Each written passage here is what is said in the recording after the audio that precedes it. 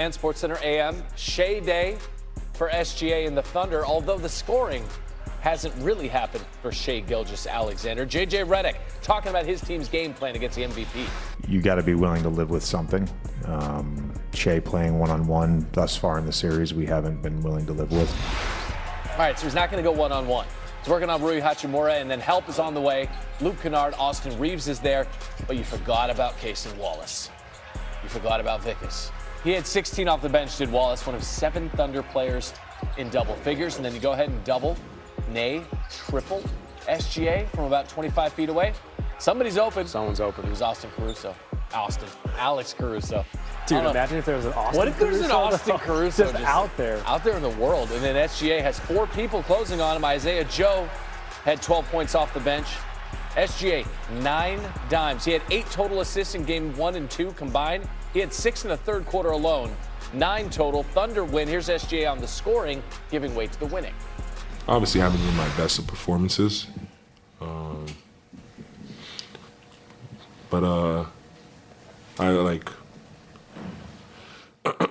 think I've been able to help the team win, and that's most important. As long as we win, if the rest of the playoff run or the rest of my career look like what it looked like the past 2 games, I'll be okay with it because we won games. So that's how I view it. Oh, they're not just winning, they're dominating in this series. Even though SGA hasn't really gotten it going offensively, and he's not, by his own regular season metric, his 21 points per game would be his 3rd fewest in any playoff series in his career, and his fewest overall since the first round of the 2020 bubble against Houston. Cavs Pistons, James Harden laid an egg in the fourth quarter of Game 2, and you know whose fault it was? Kenny Atkinson. That's right. Sound up. We can't have our Hall of Famer taking 2 shots in the second half. I'll take that one. Yeah, those 2 shots amounted to 0 points, 1 turnover, a team worst, -9 from the field. What would Game 3 look like on Cleveland's home court? Well, a whole lot better. 19 points for James Harden. He had 9 of those in the fourth quarter, going 1v1 on Duncan Robinson and then just getting the home floater. Gary, are you crying? No, that's just a teardrop. Cleveland, 58% from the field, and then Harden in that exact same position, Game 2, turned the ball over, but with just seconds to go in the fourth quarter in Game 3, splashes that one right in Toby Harris's face. Cavs go up. They get the win, 116-109. Here's Spida on his mate. It's James Harden. I mean, I feel like we've been seeing that for 17 years. We had no doubt the right play was going to be made.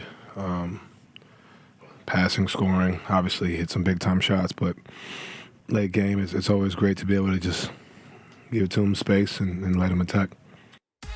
All right, today on ABC, a massive afternoon across the NBA, tipping things off with the NBA Draft Lottery, 3 Eastern. Then it is Game 4 of the conference semis between the Knicks and the Sixers, 3:30 with New York going for a sweep. Watch it on ABC, and you can stream it all on the ESPN app. Vince Goodwill is covering this series for us. He joins us from Philadelphia this morning. Vince, what's Mike Brown saying about his Knicks being up 3-0 in the series? Well, after Game 3, I asked Mike Brown, because he's been around so many iterations of championship teams, does this team have championship poise when you consider all the things that they've done post Game 3 against Atlanta in the first round? They've gone undefeated, and the numbers have been great. And he said, you know what? You're starting to see the things little by little. He said when he first took the job, he thought maybe we'll have a chance. And then he said now that he's seen the regular season, the playoffs, the way that this team has grown, he knows they have a chance. He looks at it and says we have to take it one game at a time. But when you look at the fourth quarters of the last 2 games against Philadelphia, they've held them to 30 points total and 28% from the field. That is enormous defense, not just by Mitchell Robinson, but also by Mikal Bridges, who did a lot of good work in Game 3, especially in the absence of OG Anunoby. If they win Game 4 today, they'll have a lot of rest upcoming before the Eastern Conference Finals, because that Pistons and Cavs series could go long. And that's the thing. You want to keep the main thing offensively. That's Jalen Brunson. He scored 25 or more in 7 straight playoff games against the Sixers. You don't want to get lost, in the ancillary stuff, the cranberry sauce. You know what I mean? He's Vince Goodwill with the very latest for us on SportsCenter. Thank you, Vince. I see what you did there. Thank you, sir. Yeah, but sometimes those sides help bring the main thing together. Quentin Richardson here to chop it up some more. When you look at the first 3 games of this series, Q, why haven't the Sixers been able to break through against New York? I feel like absolutely, because Jalen Brunson has been a stud from start to finish in this series. He started this series off hot. They have not had an answer for him. I thought they would have defended him better with some of the athleticism they have on the perimeter, but they have not had an answer for him. And then he's had support, whether it was Cat, whether it's been Mikal, whether it was OG before getting hurt. And I feel like Mike Brown switching to the style of play where they have Cat Anthony Towns being more of a facilitator and playing more through him, it gives Jalen Brunson more leeway to move and be free without the ball and get easier shots. To the Western Conference, Wemby and the Spurs looking to take a 3-1 series lead tonight against the Timberwolves. What's the QR code for Minnesota to even up this series? Ant-Man. The superstar got to show up. He's got to be who they need him to be, and he has been. To his credit, he's battled through the knee injuries. He's came back. He showed up, and he's gotten better and looked better each game. And I feel like last game was his best game. He went back to the starting lineup. They need more of that, but they're going to need help for him. They need Julius Randle to have a big game. They need McDaniels to have a big game. And then they could use a great defensive effort from Rudy, because he's been super solid going well against Joker in the first series, and now he's played good against against Wemby, but they need a big defensive effort and a total team effort to get this done. Ant is the main, but you need those sides to step up. He went for over 30 in game 3, but nobody else went for over 17. That's QR keeping the main thing. He's the turkey. He's the ham on this Thanksgiving plate. You know what I'm saying? Thanks, Q. Yes, sir, fella. The Morning Buzz is brought to you by... History says it's a must-win tonight for the Lakers. Rui Hachimura and Luke Kennard. Where will the Lakers be without that duo? Turnovers starting to mount for the Los Angeles Lakers. Gilgeous-Alexander starting to catch fire here in the third. Your playoff life is on the floor. This is abject frustration. LeBron James doesn't have it going tonight. Reeves doesn't have it going. They find themselves in an 0-3 hole. LeBron James recently picked up the game of golf, and now the Lakers are 1 game away from his tee times being readily available. The Thunder taking a commanding 3-0 series lead as Quentin Richardson joins the program this morning. Q, fantastic to see you. The Lakers led Game 3 at halftime, but were outscored in the second half by 25 points. What was the biggest difference in your eyes? For me, in that second half, like you said, they were up by 1 at halftime. That second half, they came out flat. That was a chance where you had to come out third quarter, guns blazing, and trying to put everything you got into it. They weren't able to do that. They immediately came out and the Thunder went to work. The defense stepped up, the energy stepped up from them, and then they just continued to widen that gap to where it got to in that second half. But they didn't have anything for them. I felt like they kind of emptied the tank in the first half. And the second half, when they sputtered a little bit, the OKC Thunder did not miss a step, and they took advantage and widened that gap in the lead for them. I give J.J. Redick a ton of credit. He's trying different lineups. He is throwing the kitchen sink at the Thunder, and he says he still thinks his team can beat the Thunder. Are you buying what he's selling, Q? No, I am not. Listen, J.J. Redick is a former teammate of mine. I love J.J. to death. And what is he supposed to say as the head coach? He's saying what he's supposed to say. But when you look at the season, they played them 4 times, and the Thunder won on an average of 29 points. Now you come to the playoffs, they're down 3-0 by losing almost by 19 points per game. So to me, coming into this thing, there was no chance, but you be respectful, and you know they have LeBron James, and there's still a full team over there, so you still have to give them respect. But I did not think the Lakers had a true opportunity to beat the Thunder in this series. Game 4 tomorrow night in L.A. Meanwhile, in the East, the Cavs got a game over the Pistons in Game 3 behind 35 from Donovan Mitchell. Cade Cunningham, his second career postseason triple-double, but Q, he also had 8 turnovers. What did you see from Cade, especially late in the game? Cade was big time, like you said, having a 20-plus point triple-double, and he was everything the team needed him to be for the most of the game, all the way down the stretch. But when it got to that fourth quarter, he had, like you said, those 3 turnovers in a row were critical 2 were like from out of bounds and 1 was in play. And it was like, to me, I felt like he was kind of, at that point, he had played and carried so much of the load. I felt like it was a fatigue deal. It was just kind of careless. You know what I'm saying? Both of the inbound turnovers were extremely careless and not characteristic of what Cade Cunningham normally does. And I had to chalk that up to him just being kind of mentally fatigued and just let a play go by. Yeah, Max Strus said of that first turnover that actually gave the Cavaliers the lead, he counted to his head to 3, jumped, had it, and that was sort of what changed things around. Game 4 tomorrow night in Cleveland. Q Rich joining us this morning on SportsCenter. Q, much appreciated. Yes, sir. All right, let's get to the Yankees. Both teams know how important this game is. The Knicks are riding a 5-game playoff winning streak. Tremendous intensity in this first half. Tightly contested. Philly's just getting outworked. Brunson lets it fly. Money. The Sixers look out of sorts. To come on the road and do this to Philly, an incredible win for the Knicks. Right now, the Knicks are a machine.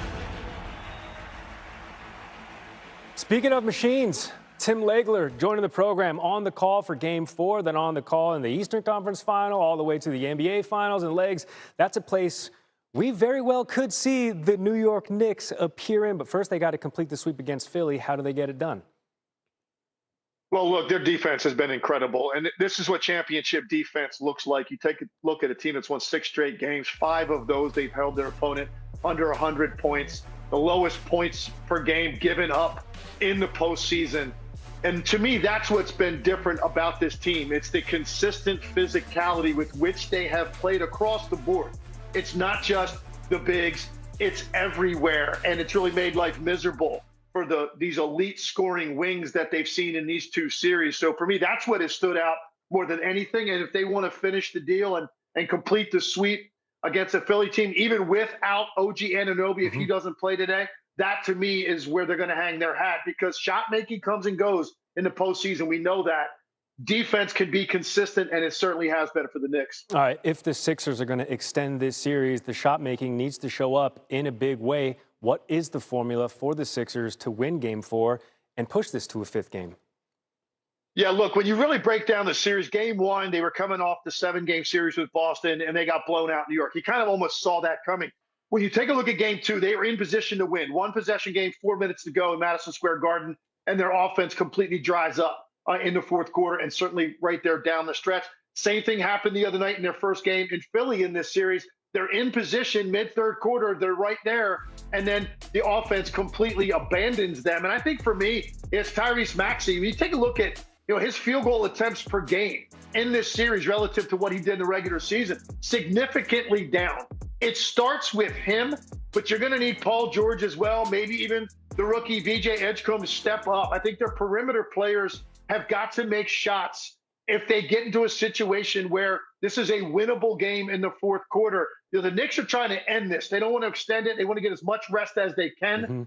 If the Philadelphia 76ers want to extend this, get back to Madison Square Garden, get yourself in a position, and then have your best offensive player step up and make difficult shots when the situation requires it. They haven't had that in this series. We are going to get our answer. Who shows up? Game 4, afternoon delight, 3:30 p.m. Eastern Time. Tim Legler joining the program this morning on SC. Thanks, Legs. You got it. All right, we are rolling with Dolan as sports betting analyst Aaron Dolan is with us on SportsCenter. EKD, what is your best bet for Game 4? So I'm looking at Joel Embiid to go over 7.5 rebounds. While he's only been averaging 5 rebounds so far in this series, playing in Game 1 and Game 3, he's going to have to be aggressive in this game, more specifically against the glass, because the New York Knicks, they've been one of the best rebounding teams so far in the postseason. And the key here is Joel Embiid, his usage increased by 10 minutes from Game 1 to Game 3. I know he didn't play in that Game 2, but again, he's going to have to be aggressive. He's going to have to step up, and I'd rather look at a rebounds prop for him rather than his points, because that has not gone too well for me. So we're going to go with over 7.5 rebounds for Joel Embiid today. Hasn't gone too well for him either on the scoring front. What's another play that you like in this one, Aaron? Let's go with Jalen Brunson to go over 26.5 points. This has been very successful for me because, as you guys know, he's averaging 31 points per game so far through this series. The only time that Philly was really able to limit him, I'd say, was Game 2, but then he came out swinging in Game 3, shooting 50% from the field, 3 for 8 from 3, and he's just one of those guys that it's kind of like a Philly thing in him in a way. He's got that dog in him. So seeing a points prop at 26.5 in a game 4 in which they want to win, that feels like an easy bet for the over for me. It's just a small dog. It's not like a big breed. It's just like a smaller Just one. a small dog. For Jalen. Not a big one as a Philly fan. But a big bark, as Gary says. Just doing a lot of barking for someone whose segment this is not. Game 4 between the Spurs and the Timberwolves is tonight. Aaron, what's your best bet in that one? Let's go with Anthony Edwards to have over 25.5 points. This feels low for a guy like Edwards, but let's just be honest, he only hit over this in one game so far in this series, but a lot of that was due to the fact that he was coming off injury, and just like Jalen Brunson, I mean, it's impressive. This guy can come off injury and he can still put up a ton of points, and this is just one of those spots where I think he's going to have to come up big, and I mean, again, coming off an injury and being resilient, he had 22 points in the first half in game 3, so I think he can really get going, and with his points prop as low as 25.5, I'll go over for the Ant-Man today. If they're going to make a push in this series, it's going to be on the strength of Ant and Ant's scoring. That is Aaron Dolan with the latest for us on SportsCenter. Thanks, EKD. Now bring in Shams Charania, who will be at the draft lottery today. Shams will get to the lottery in a second, but the big news yesterday, Steve Kerr agreeing to a 2-year deal, returning to the Warriors as their coach after, exactly 3 weeks of deliberating. How did this come together?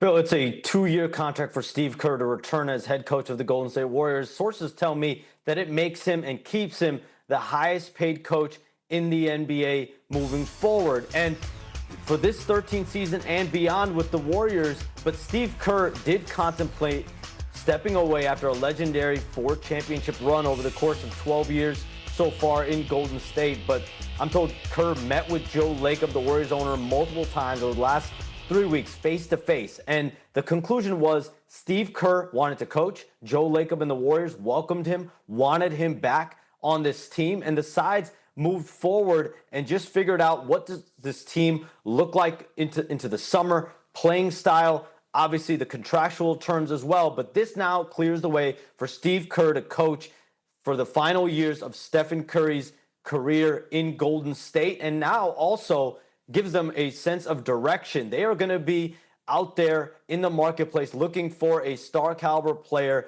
to pair with Stephen Curry, with Steve Kerr as the head coach. They have 4 first-round picks. We'll see what happens in the lottery later today, as well as tradable contracts. Yes, a ton of intrigue ahead for them in the offseason, but they know they'll have Kerr back year 13 with Golden State. He turned 61 in September. Shams, we do have playoff basketball today. Knicks Sixers first up.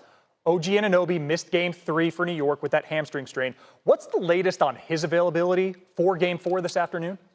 Phil, the good news for the Knicks is I'm told it's a minor hamstring strain for OG Anunoby, but he is listed questionable for later today. And with the Knicks up 3-0, there is certainly a feel that the team is going to consider making sure they take the long-term approach here with OG Anunoby with the Eastern Conference Finals losing coming up. But he's going to be getting treatment up to game time today to see how that hamstring feels leading up to game time. Yeah, and he's a key player, up to scoring by 4.7 points per game, regular season to playoffs. All right, Shams, reason you're posted up in Chicago for today, the draft lottery, 3 p.m. Eastern on ABC. What storylines do we need to know for today? So, Phil, I'm going to give you 3. The first one is the big trade that happened last draft, which is Atlanta acquiring the most favorable of the Pelicans and the Bucks picks. That pick has a great chance going into today to being a top potential pick. The other one that I'm keeping an eye on, I'm going to give you 3, Phil, is the Pacers. They traded a top 4 protected pick for Ivica Zubac at the deadline last year. Zubac is going to be a big-time player for them moving forward.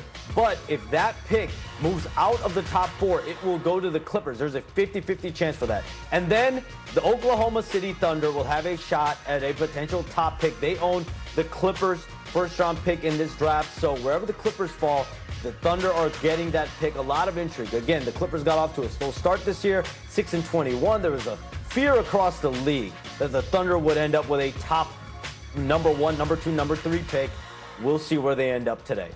Yeah, the Thunder, a 1% and change chance to get that number 1 overall pick, and you roll your eyes, but Dallas was 1.8% last year they won it, and even the year before, the winner had a 3% chance. Shams Charania, thanks so much for joining us here on SportsCenter. Hey, the NBA Draft Lottery, find out who's getting all the ping pong balls this afternoon on ABC, but